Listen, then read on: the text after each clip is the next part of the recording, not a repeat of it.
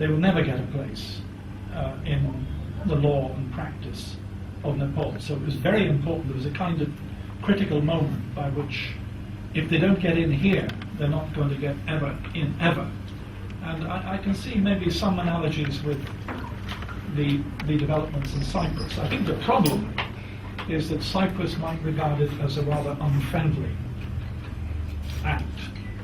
We write letters in very diplomatic language, but nevertheless some governments do react somewhat negatively. Most cooperate with us, and that seems to me to be unpredictable because I don't know.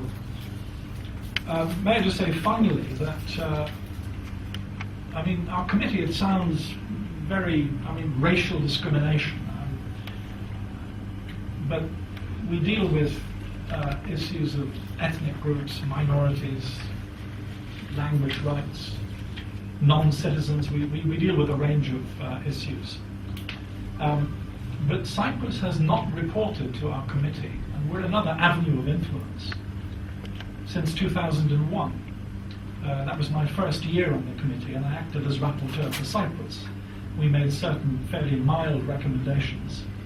I think we didn't make any stronger ones because the chairman of the committee at the time was a Cypriot, Mr. Michael Sharifis, and I was just new to the committee, so I wasn't going to be pressing too hard. I was relying on Mr. Sharifis to show me what to do. But really, they should be reporting every 2 years, or maybe, let's just realistically, every 3 or 4 years. And we've heard nothing since 2001. So I'll remind them tomorrow. And again, we could make certain specific recommendations. We make many to do with minorities.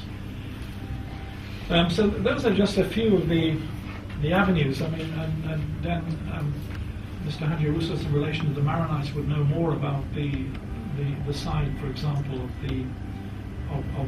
of the churches and so on. But I think there are people out there, and this is ideally the best method is direct negotiation and input into the yourselves. But on the other hand, what I'm trying to suggest is that maybe looking at various other avenues to try and put little bits of extra pressure on the government to be more accommodating. But minimally, I think, maybe through Mr. Downer, if not directly through the government, we really should try to get something very definite from them as to when your input will be ready to be assimilated and discussed by. Those are just some preliminary thoughts. I've been out of touch with the Cyprus issue for a few years now, so I'm just sort of reading back into it as a kind of friendly outsider. Thank you. Good. So any questions, any open discussion? Just a point of clarification, Professor. You mentioned about the behavior of the Turkish representation. Yes. But what is really annoying to a layman is, what's the next step? They behave in such an acceptable manner. So what is the next step on behalf of the committee? Isn't there a mechanism to take care of such improper and unacceptable, and by any standard, in human behavior? Just a clarification. We're quite used to it. Let's just say that there was a lovely phrase one of my colleagues has, that there's not much, he said, convergence between the committee and the government in question. He was actually referring to Japan, because there's another.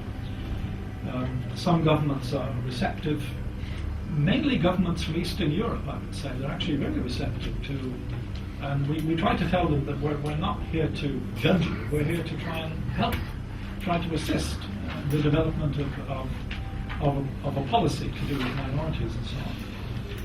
Well, we've made our recommendations. We will wait for Turkey's response. We've asked for specific responses on various things.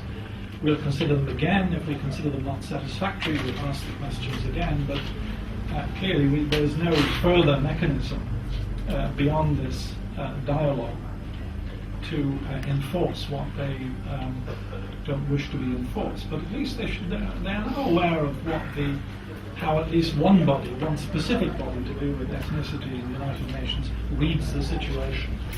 I would have to say it was mainly to do with issues like Greek monasteries and the Kurds and those other issues. But I guess if there are specific reasons for being strict on those, but their general approach, I think, was very. It wasn't obstructive, but it was. They were very determined as to what their policy.